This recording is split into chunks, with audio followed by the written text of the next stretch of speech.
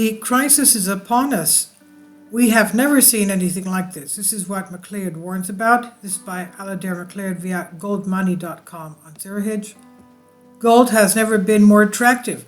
In our lifetimes, we have not seen anything like the developing economic and financial crisis.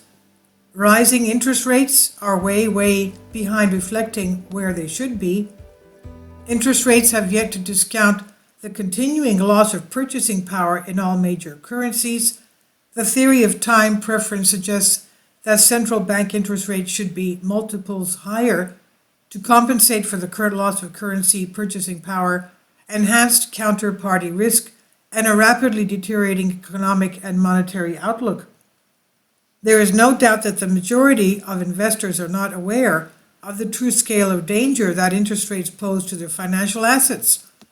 Some wealthier, more prescient investors are only in the early stages of beginning to worry, but if you liquidate your portfolio, you end up with depreciating cash payment, insufficient interest, and what can you do to escape the fiat currency trap? This article argues that having everything in fiat currencies is a problem. The solution is a flight into real money that is only physical gold. The rest is rapidly depreciating fiat credit. Owing real money is the only way to escape the calamity that's engulfing our current economic, financial, and fiat currency world. Avoiding risk to one's capital.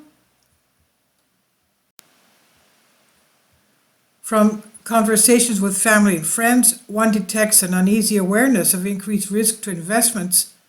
There are two broad camps. The first and the majority are only aware that interest rates are rising and their stocks and shares are falling in value, but fail to make the connection fully. The second camp is beginning to worry that there's something very seriously wrong. Investors in the first camp have usually delegated investment decisions to financial advisors, and through them to portfolio managers of mutual funds. They've taken comfort in leaving investment decisions to the experts, and besides the odd hiccup, have been rewarded with reasonably consistent gains. Certainty since the early noughties, and in many cases before. They trust their advisors. Meanwhile, their advisors are rewarded by volume of assets under their management or by fees. Both methods of reward ensure that the vast majority of professional managers and advisors are perennially bullish, further justified by the long-term bullish trend. This leaves the majority of investors being led into believing that falling financial asset values represent a buying opportunity. After all, their experience of some time has been that it's wrong to sell them when markets are falling because they always have recovered and gone higher. And this is the approach promoted by the majority of professionals, financial service providers, because they are always bullish. The other far smaller camp is comprised of those who think more for themselves. They're beginning to make a connection between rising interest rates and falling markets, but are badly underestimating the extent to which interest rates should rise. This camp knows that the sensible thing to do when interest rate rise is to sell financial assets. They know that investing in physical property, tangible assets, is equally dangerous because of the margin prices are set by mortgage interest rates, which are now rising. But they equally find that it's just sitting on cash is an unattractive proposition, with consumer prices rising and chipping away at its purchasing power. So what is to be done? Just leaving it in the bank pays derisory interest, and besides, the proceeds of liquidated portfolios usually exceed government deposit guarantees, which means taking on board the risk that banks might fail. There are things that can be done, such as investing in short-term government bonds as a temporary solution, and perhaps buying some inflation-linked government bonds. Tips. Other than investing in tips, the loss of purchasing power problem remains unresolved. And increasingly, these savvy investors are now waking up to currency risk, particularly if they are British, European, or Japanese. The cost of investment safety in nearly all currencies is rising relative to the dollar. I tell these people that the problem is simple. They have all their eggs in a fiat currency basket. The black and white solution is to get out of the fiat by selling financial assets and the fiat cash raised by hoarding real money. that is physical gold in bar and coin form. The argument usually falls on deaf ears because people only understood the monetary role of gold before Second World War. That generation has mainly passed away. Why gold is so important has to be explained all over again to a skeptical audience. We then meet two further barriers raised by the skeptics. Gold yields nothing when investors have been used to receiving dividends and interest, and if gold is the answer, why is it performing so badly? These questions will be addressed, but it's all at stake. All is at stake, driven by interest rates rising even more, and as the bear market continues, investors rely on investment managers and financial advisors will lose nearly everything. The 70s redux. Global economic conditions today are strikingly similar to UK financial markets late 1972, early 1973.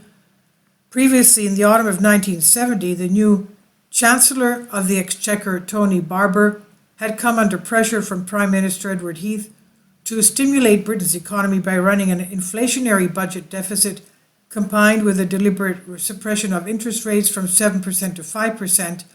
Heath was a Keynesian disciple, and in those days the Bank of England was under the direct command of Heath's government. Its so-called independence only arrived far later. The rate of principal price inflation rose slightly from 6.4% in 1970 to 7.1% in 1972. The inflationary consequences of the Barber boom and the reduction of interest rates to negative real values were beginning to bite. Meanwhile, investors had enjoyed the equity bull market. Consumer price inflation had begun to rise in earnest. 1973 was 9.1%, 1974 16%, and 1975 a staggering 24.2%. All this is being replicated today. We're probably where Britain was in the late 1972. While the dramatic increases in the rate of price inflation were unforeseen in 1972, being far greater today, the stimulus of budget deficits and suppressed interest rates is having a more rapid effect. The gap between official interest rates and the rate of price inflation is magnitudes higher, with the Bank of England's base rate at 1.75% and consumer prices rising at 8.6%. Even the bank expects significantly higher CPI rates, with independent estimates forecasting yet higher CPI rates in the new year. Similar stories are to be found worldwide. The comparison with the UK in the 1970s suggests the inflationary and interest rate consequences today are likely to be even more dramatic for financial assets and for the currencies themselves. In May 1972, the FT30 index peaked at 534, and a year later it had already declined significantly as interest rates began to rise. In late October 1973, the bubble in commercial office property began to implode. The proximate cause was the rise in short-term interest rates from 7.5% June 1973 to 11.5% in July and 13% in November. Consequently, banks which were lending to commercial property speculators collapsed in the notorious secondary banking crisis, and the FT30 index continued to decline until early January 1975. It lost 75% from the May 1972 peak. Similarly, this is beginning to play out today. What's happening now differs in some key respects from the UK in the early 70s. From negative and zero starting points, interest rates have much more substantial increases in prospect. The gap between bond yields and consumer price inflation is now far larger in the US, EU, and UK than anything seen in the early 70s. It suggests the consequences of rising interest rates today are likely to be far more financially violent than that experienced in the UK between 1972 and January 1975. We'll be lucky if equity markets lose only 74% this time. But overall, the lesson is clear. Sharply rising interest rates are lethal for investments. Now, gold is money, anything else is credit. So said John Pierpont Morgan in his testimony before Congress in 1912. He was not expressing an opinion, but stating a legal fact which is still true to this day. Gold is money, everything else is credit. Despite all attempts by the authorities to persuade us otherwise, despite periods of bans on ownership and Roosevelt's outrageous confiscations of gold bullion and coins from people he was elected to represent, the legal position of gold being money and the rest only credit remains the case. It's why central banks accumulate and retain large reserve balances in gold, and why they refuse to part with them. It's why in official circles the topic is taboo. Ever since the end of barter many millennia ago, transacting people have used media whose primary function was to allow an exchange of goods. Over time, many forms of money were tried and discarded, leaving metals, particularly copper, silver, and gold, universally regarded as most durable and capable of being rendered into recognizable coins of a standard weight. Our coins today reflect this heritage. While not containing the original metals, they often reflect the metal's colors, the highest value looking like gold, intermediate silver, and the lowest copper. A few thousand years passed before the Roman jurors ruled on monetary matters. Roman jurists were independent from the state, and despite many attempts by emperors and their henchmen to overturn their rulings were robust and survived. Jurisprudence, or the science of law, became an independent profession in the 3rd century BC. 5 centuries later, in the 2nd century AD, the classical era began. From then onward, the legal solutions offered by independent jurors received such great prestige that the force of law was attached to them. Of particular interest to our subject were the rulings of Ulpian, who defined the status of money in the context of banking. On depositing and withdrawing, Ulpian starts with a definition. A deposit is something given another for safekeeping. It is so called because a good is posited or placed. The preposition de intensifies the meaning. Deposit, intensifies the meaning, which reflects that all obligations corresponding to the custody of the goods belong to that person.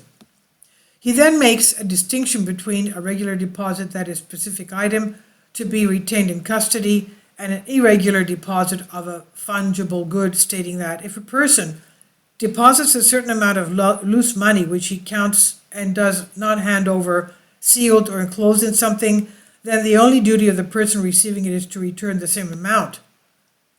Ulpian's rulings in the early 3rd century still define money in banking today. They were consolidated in the Digest, one of the 4 books in the Corpus Codex Civilis, established by order of the Emperor Justinian around 530 AD. Roman law became the basis of all significant European legal systems, and through Justinian, Ulpian's rulings continued to apply. In Britain's case, Rome had left long before Justinian's emperorship, so Roman rulings were not an explicit part of common law.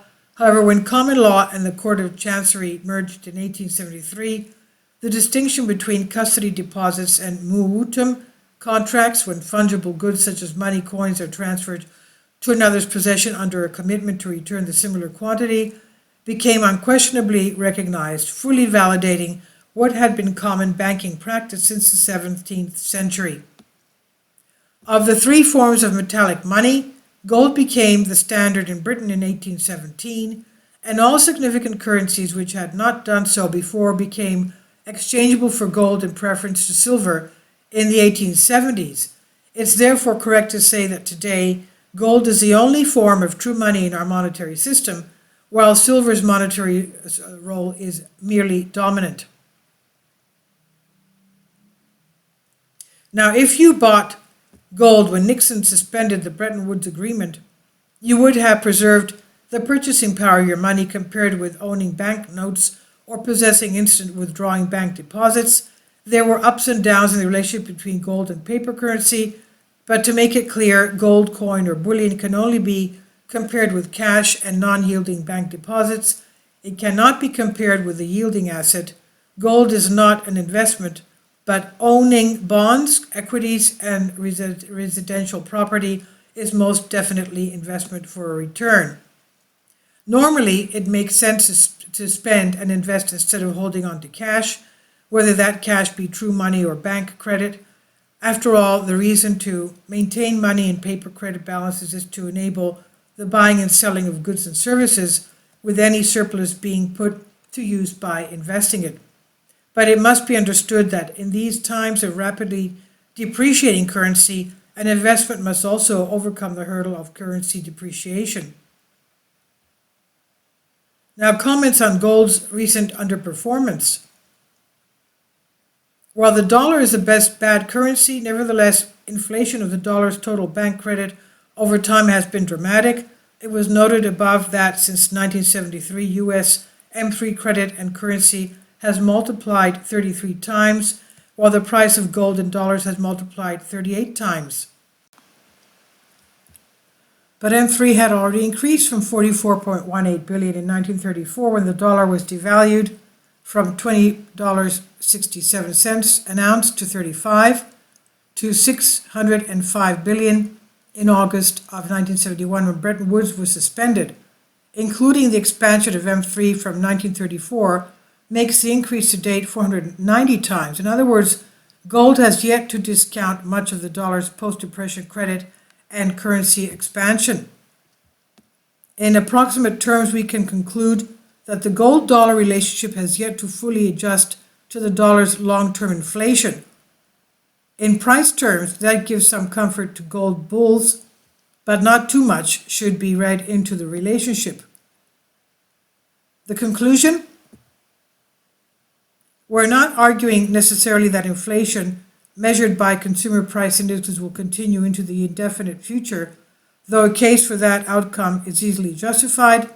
What's being pointed out is that current interest rates and bond yields should be far, far higher, with CPI already increasing in excess of 8% annualized in the US, EU, and UK. Factors of time preference indicate that interest rates and bond yields should be multiple times higher than they are right now.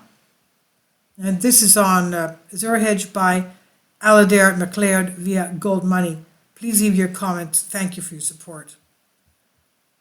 Kindly support my Patreon account.